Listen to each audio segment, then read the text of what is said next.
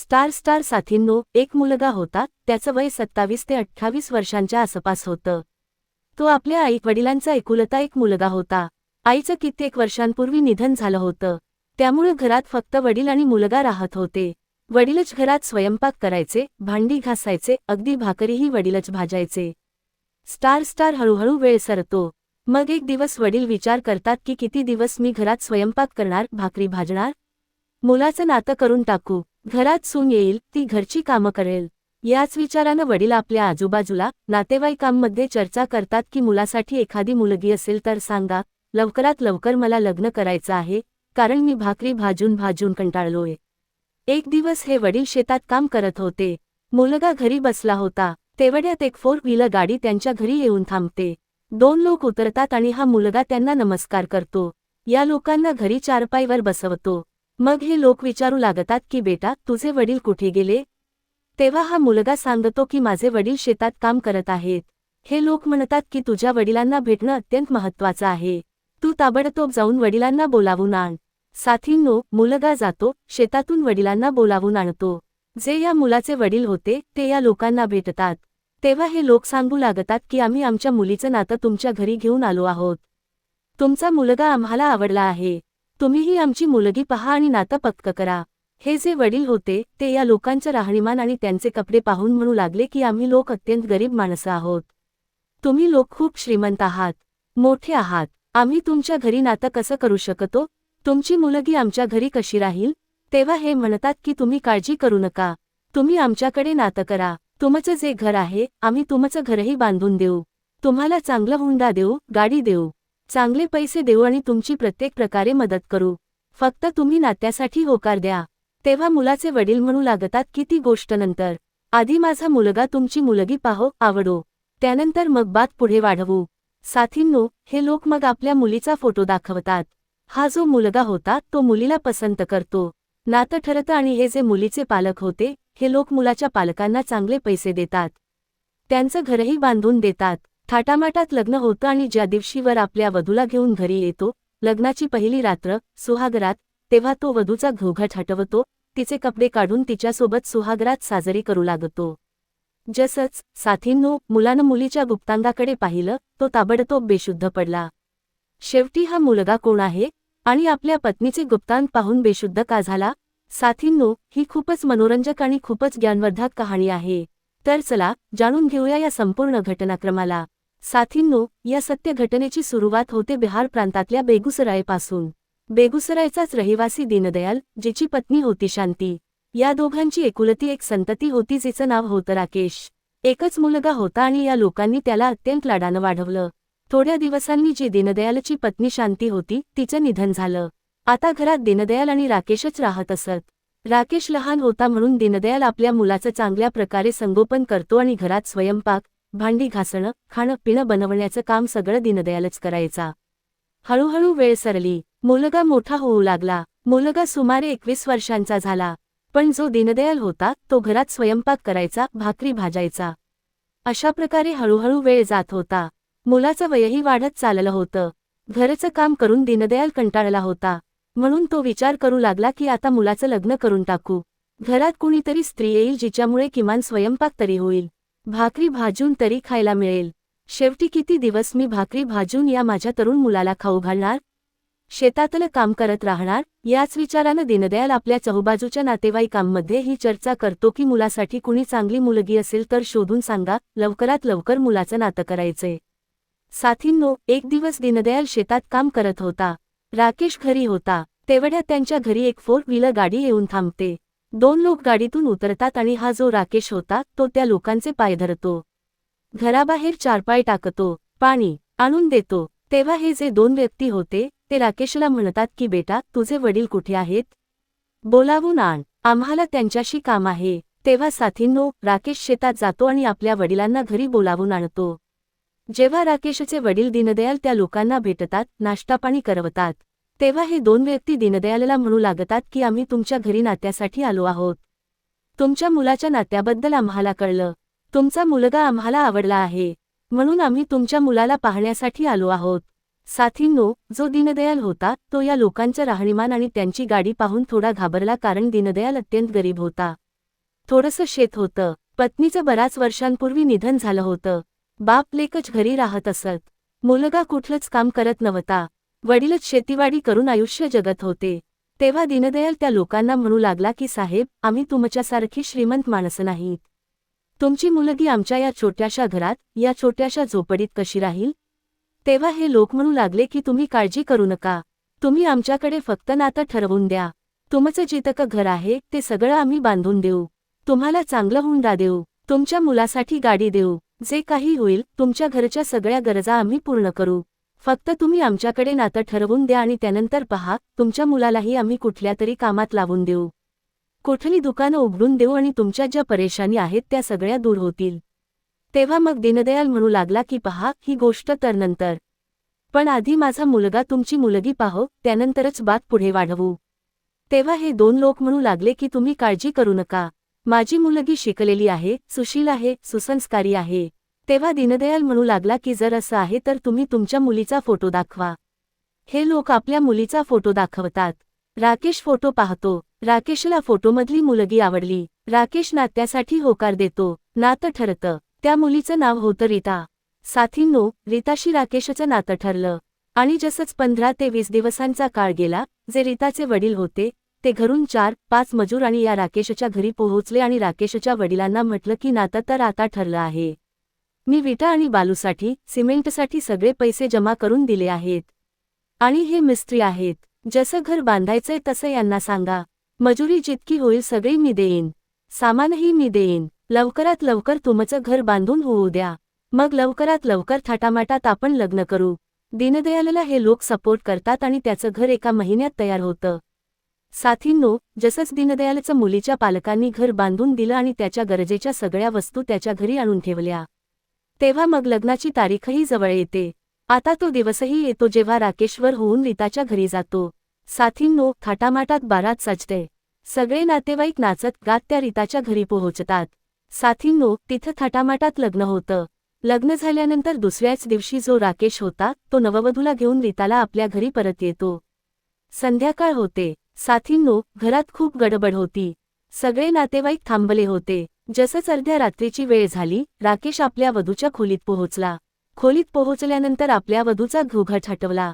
साथींनो, राकेशला असं वाटत होतं की संपूर्ण जगाचा आनंद म्हणजे त्याची वधूच आहे, कारण त्याची जी वधू होती ती पाहण्यात अत्यंत सुंदर होती. जर कुणी तिला एकदा पाहिलं तर तो तिला नाकारू शकत नव्हता. आता जो राकेश होता तो आपल्या वधूला भेटवस्तू देतो. थोडा वेळ तिच्याशी बोलतो आणि मग तिच्याशी छेडछाड करू लागतो. साथींनो, जेव्हा राकेश आपल्या पत्नीशी छेडछाड करू लागला, सुहागरात साजरी करण्याचा प्रयत्न करू लागला, तेव्हा रीता नकार देते आणि या राकेशला म्हणते की पहा, मला काही समस्या आहे आणि मी तुमच्या सोबत जे करू इच्छिता ते सध्या करू शकत नाही. 2-3 दिवस थांबा. त्यानंतर तुमच्या ज्या इच्छा असतील त्या सगळ्या पूर्ण करा. राकेशला जेव्हा रीता वारंवार असं म्हणते तेव्हा राकेश समजतो की कदाचित मुली आणि महिलांना ज्या त्रास होतात तेच कदाचित याला असतील. म्हणून तो आपल्या पत्नीचा सन्मान राखत सुहागरातनं साजरी करता तिच्याच शेजारी झोपतो. साथींनो, दुसऱ्या दिवशीही असंच होतं. पत्नी पुन्हा नकार देते की अजून थांबा, मला त्रास आहे आणि मी हे सगळं करू शकत नाही. असं करत करत एक आठवडा उलटून गेला. जेव्हा एक आठवडा गेला तेव्हा राकेश विचार करू लागला की एक आठवडा झाला. जर मुलींचा तो त्रास असता तर तो आता संपला असता. का नाही आज मी माझ्या पत्नीबरोबर सुहागरात तर साजरी करणारच. तसंच साथींनो, जसंच अर्ध्या रात्रीची वेळ झाली, राकेश पत्नीबरोबर पुन्हा बसून थोडा वेळ बोलतो आणि आज तो आपल्या पत्नीवर जबरदस्ती करू लागतो. संबंध ठेवण्याचा प्रयत्न करतो पण पत्नी पुन्हा नकार देते. त्याला झटकून टाकते आणि त्याच्यापासून दूर जाऊन उभी राहते आणि राकेशसमोरच आपल्या आईला फोन लावते आणि सांगते की राकेशसोबत मला राहायचं नाही. हा माझ्यावर जबरदस्ती करतो, माझ्याशी संबंध ठेवण्याचा प्रयत्न करतोय. ही जी रीता होती ती आपल्या आईला सगळं सांगते. वडिलांनाही ही गोष्ट सांगते की याच्यासोबत एक क्षणही मी राहणार नाही. तेव्हा जो राकेश होता तो आपल्या पत्नीला जवळ बसवतो. तिला समजावतो की पहा, मी तुझ्यावर कुठलीही जबरदस्ती करत नाहीये. आपलं लग्न झालं आहे. तू माझी पत्नी आहेस आणि मी तुझ्याशी सगळं करू शकतो. जर मी हे तुझ्याशी केलं नाही तर आपलं भविष्य पुढे कसं होईल? आपल्याला मुलं कशी होतील? आपण आपलं आयुष्य कसं जगू? तो रीताला वारंवार संबंध ठेवण्याचा प्रयत्न करतो. पण रीता नकार देते आणि म्हणते की मी माझ्या आई वडिलांना फोन करून सांगेन. साथींनो, जसंच दुसरी सकाळ झाली कसंबसं राकेशनं रात्र काढली. रागानं आपल्या वडिलांकडे गेला आणि म्हणू लागला की मी या मुलीच्या जवळ एक क्षणही राहणार नाही आणि याला सांगा की इथून निघून जावं. वडिलांनी त्याला शांत केलं आणि विचारू लागले की बेटा, बात काय आहे? शेवटी संपूर्ण बात सांग. तेव्हा राकेशनं वडिलांना संपूर्ण गोष्ट सांगितली की जेव्हापासून पत्नी वधू होऊन घरी आली आहे तिनं मला संबंध ठेवू दिलं नाही.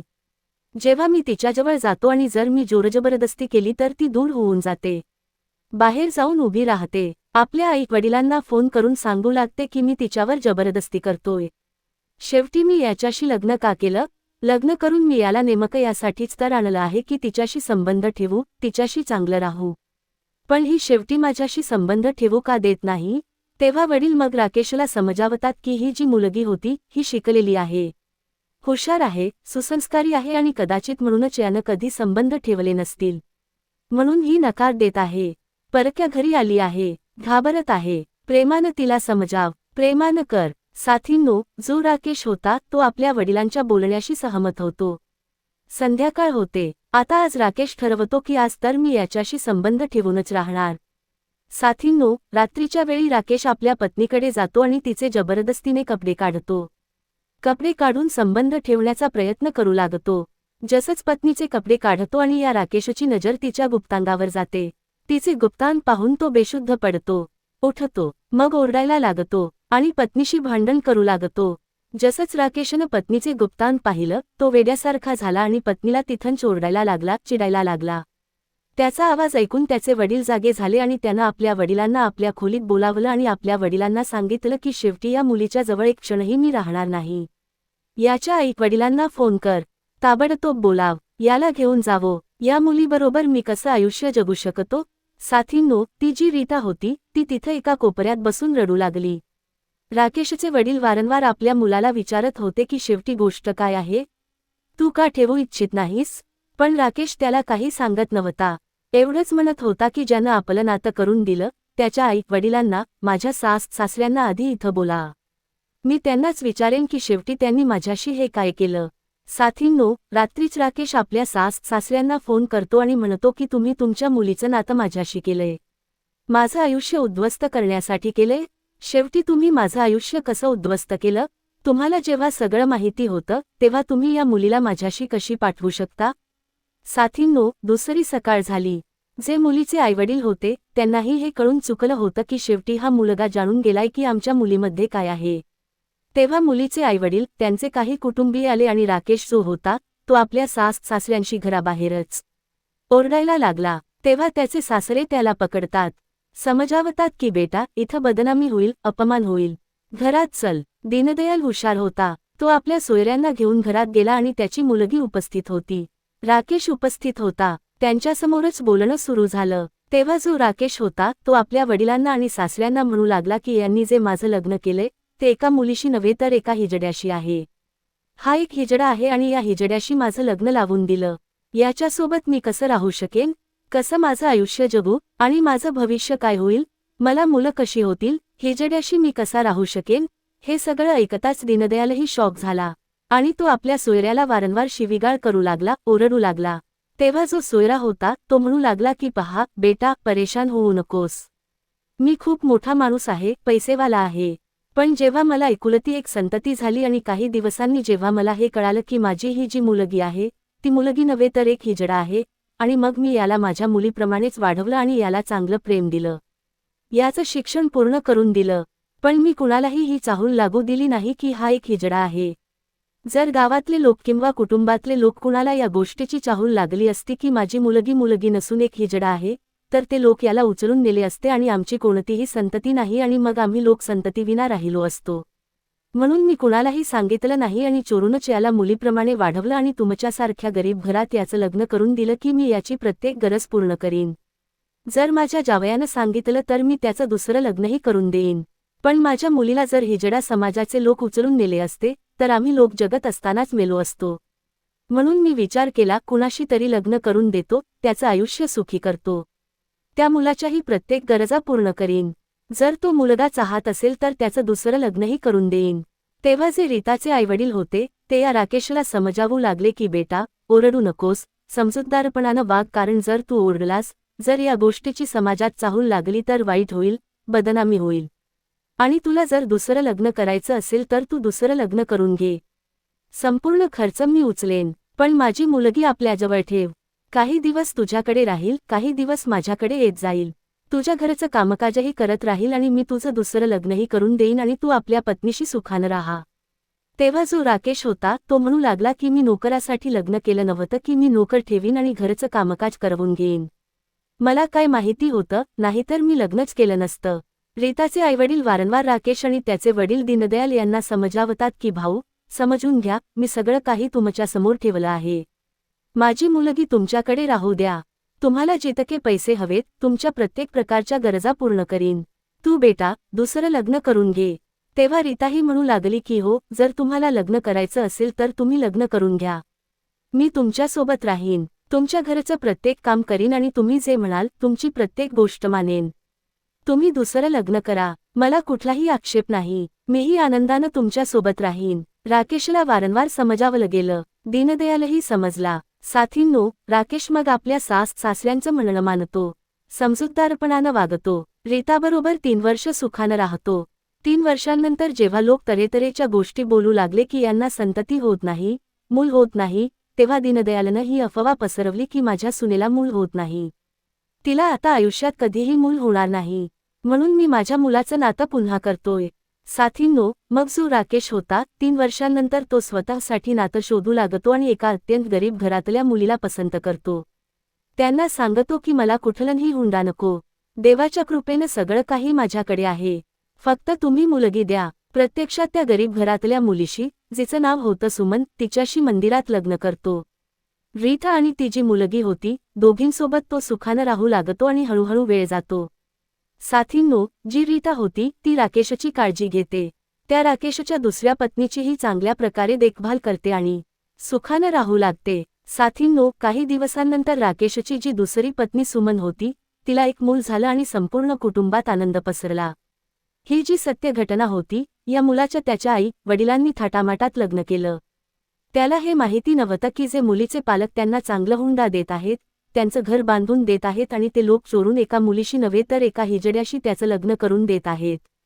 पण त्यांना वाटलं की कदाचित मुलगा आवडला आहे, म्हणून मुलीचे पालक त्याची मदत करत आहेत. पण जेव्हा सुहागरातीला याचा खुलासा झाला, तेव्हा मुलीच्या पालकांनी याला चांगल्या प्रकारे समजावलं. मुलगा हुशार होता, समजूतदारपणानं वागला, मान्य केलं आणि साथींनो, जर दुसरा कुणी असता तर नातं तोडून टाकलं असतं. त्या मुलीला पळवून लावलं असतं. म्हणाला असता हिजडा आहे आणि ती मुलगी आपल्या आई वडिलांपासूनही दूर झाली असती. पण मुलगा समजूतदारपणानं वागला आणि त्या हिजडा मुलीलाही आपल्यासोबत ठेवलं. दुसरं लग्न केलं, मुलं झाली, आज सगळे लोक सुखानं राहत आहेत. तर साथींनो, या मुलीच्या पालकांबद्दल आणि या मुलाबद्दल तुमची जी काही मत असेल ती आम्हाला नक्की द्या. भेटू पुन्हा एका नवीन घटनेसोबत. धन्यवाद.